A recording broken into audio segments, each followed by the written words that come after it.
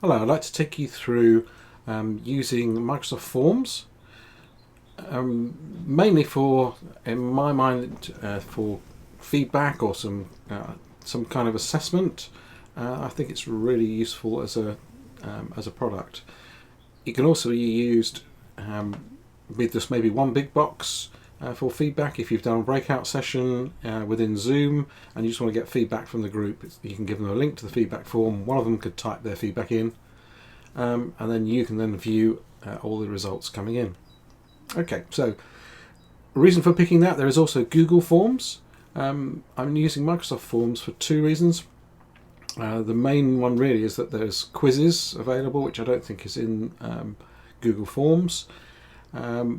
Also, a lot of colleges have bought into Office 365 for your Outlook email, Word and PowerPoint, and all those kind of things. And you know, probably used to a system like this where you have this waffle, as it's called, in the top left-hand corner next to where it says Forms. It says App Launcher. That allows you to find other applications. If you can't see Forms on this little list, you need to click on All Apps, and then you should see this Forms icon here. This will take you to this page where you can create a new one.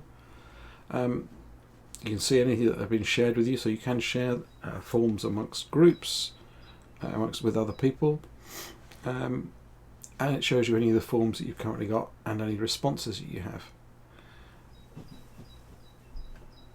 So I'm going to show you a finished quiz and what that looks like, and then we'll go and actually create that quiz. Okay, let's have a look at a typical quiz. So this one I've already created. We'll create it again in a minute just to show you how this works, but let's look at it from a when you've done one point of view. So here we have all your individual questions. This is in the editing mode, so you can see where the correct answers are, so that's quite visible in terms of if you've made a mistake with anything. We've divided this up into sections with a picture. You can then see very quickly, you can see the scores and an overview, and then you can go through individual answers, which you'll see shortly. What does it look like from a student's point of view? This is more or less what it looks like. They go through, put their answers in, click next. This one was marked as required because it was their name. And then our next question, then submit. So they can then see their answers. That's the kind of what you're actually going to build. Now let's go and do that. Okay, let's go off and create a new quiz. So you need to give it a title. We'll just do something on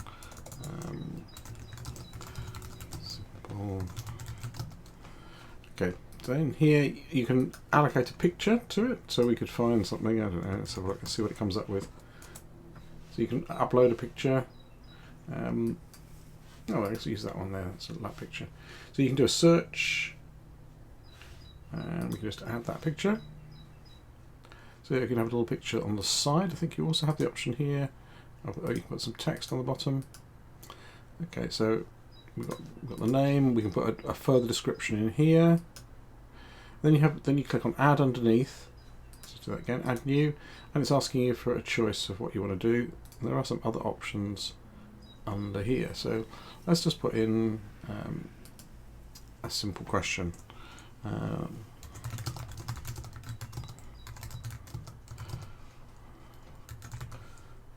Let's do to walk.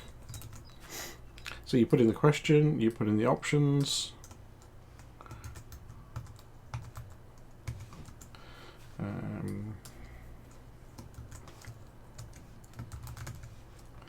and you mark off the ones that are correct, or the one that's correct, and you can also decide to pop up a little message saying, well done.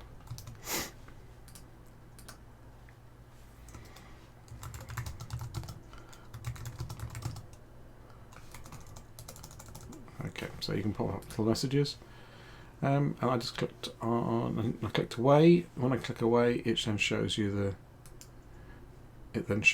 what it looks like. So the moment you click away, it will just show it to you as if it's a real form. Just click back on here again. You can give it a series of points, and you can also say whether you have to answer or not. So it's your choice whether you want to force somebody to answer or not. Probably in our case, in terms of education, you may want to just say no, don't make them give an answer if they don't know. It's up to you. There are some other options under here. You can put subtitles in, and you can put something called branching in, which we'll look at when we'll go around once and then we'll come back to it. Okay, so let's have a look at, it's telling us how many points. We can do something like, let's have a look, reorder.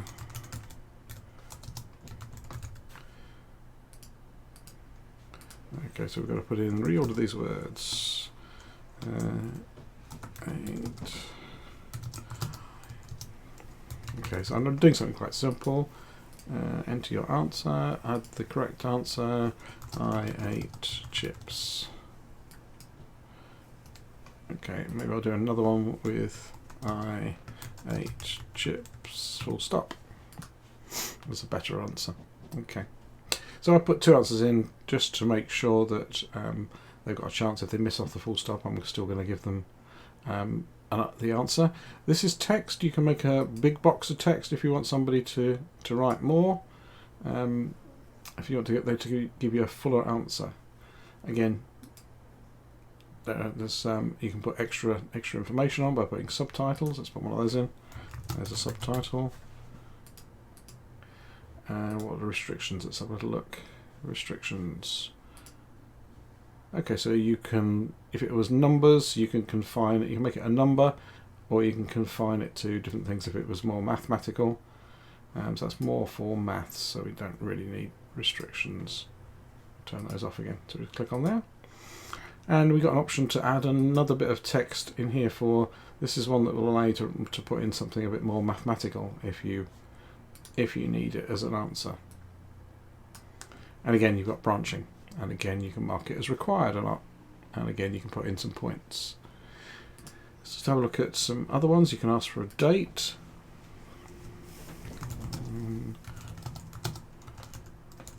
So we've got a date in there. Well, that's definitely worth 10 points if they get it right. Let's put input date. I'm not sure how he. I think that one isn't really asking for an answer there by the looks of it. So that one really doesn't look like a useful one. It doesn't look very useful in terms of asking for an answer. So you probably have to use text if you want to ask for a date. Just going back to this one at the top where this was a choice. I think you've also got options as to, there you can change it from being pick your options to a drop-down list. Let me just show you the difference. So that's now become something you click on here and it will show you more, as opposed to, if we go back into here, turn the drop-down off. This is now pick one of two answers. So this gives you a list. The other one gives you something you have to find the answer. So your choice. Having a look under here, we'll just add something different. You can get them to upload something, so they could upload a piece of work, a Word document. And you can also create one of these, which is a ranking table, or just add one in. So you can create a list of statements and they can strongly agree and disagree, which is quite a nice thing. If any time you don't want anything, we just click on, go up to here, push delete, so we get rid of that. One really useful thing is if you want to introduce a picture for your, maybe a picture and then have a question underneath it, add a section. It's normally meant to divide things up, but this is I find this really useful from a point of view of adding in pictures. So let's have a look. We'll call it my house. And then you can put a picture. Let's just find a picture of a house. That didn't go well. Let's try again. Image. House. Oh, that's my house. That'll do. A nice American house. So you can see how you can put that information across. You can also make this, I think this one makes it go full width. Not sure what this one does. Let's have a look. Oh, you can put, that's just extra text that you can put in. So you can make it smaller, make it bigger. So you can have that picture, you could put a little bit of a task underneath it, and then we could put again another question.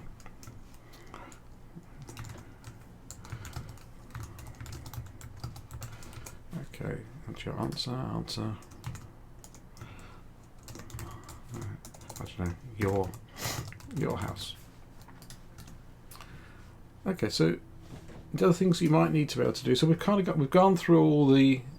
So you can obviously see that picture links. We've gone through all the different question types. If you need to move something around, you can use these little arrows, and that will change the order. You can see it moving around. And when you're done, you might just want to click on preview, and you can see what it looks like. So I'm not sure what this is here. Okay, so that's a bigger version of the reader. That's quite nice. Okay, so here's the questions. Put in our answers. Pick our date. Next, that'll take us on to the next page. That's because we created a section. And there we are. And then we submit the answer. And you can have a look at your results. So you can see how they've done, what they've got right, what they've got wrong.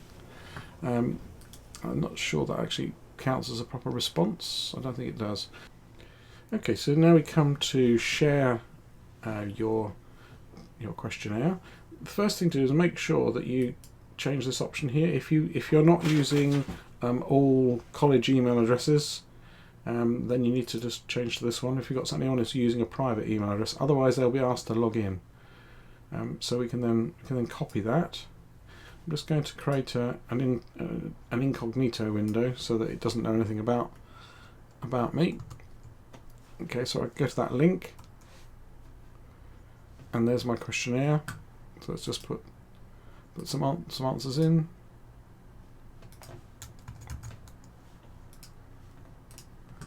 And next, this is because we put in a new section, so it's got the picture.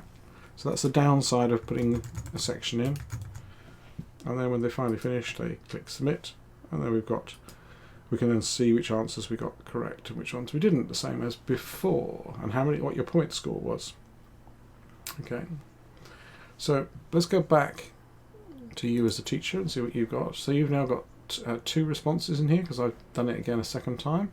If you click on responses, you can see an overview, and then you can also click on review answers, and you can see the different people here.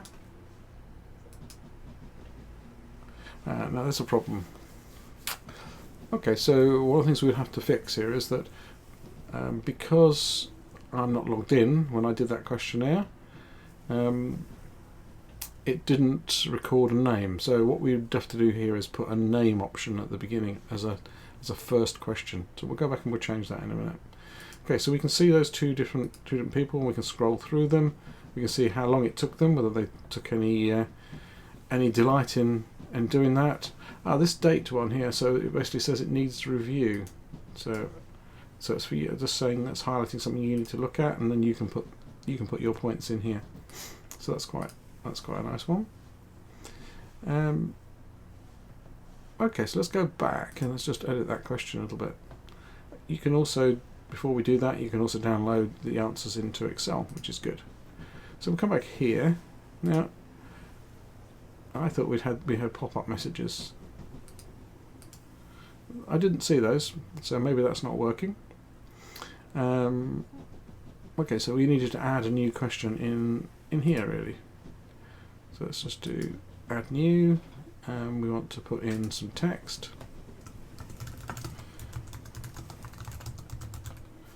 Okay, so there's no points for that one, but we'll make it required, so they have to put something in there. Let's just preview, see what it looks like. Please enter your name, that looks good. Oh, you can also change to have a look, what does it look like on a mobile? That looks okay. Okay, so we've done that, we've got the name. Okay, so the only other things that I can show you, this is a bit more an advanced thing, so we've more or less finished now. If you want to look at the more advanced thing, then carry on. So what I was going to show you was branching. So we have 2 answers here, and I'm just going to turn on branching. What it allows you to do is to say where you go next. So if they pick this option, then we'll send them to question 4. If they pick this one, then we'll send them on to question 3. So you can have optional things that get skipped over depending on what they've answered. So it may be that you have it as a, if somebody's got that one, a particularly hard question right, that you give them something harder, or if they're getting it wrong, you might give them something different that's a little bit easier, just to see how that's spelt out. That's getting a little bit more complicated, and it also starts to muck up the scoring. You then at the bottom of all these have an option then to change where that goes to.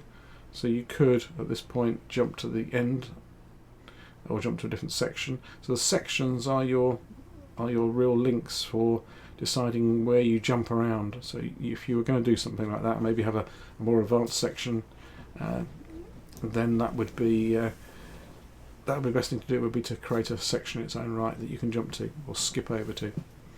Okay, so there's a little bit of a whistle-stop tour of Microsoft Forms.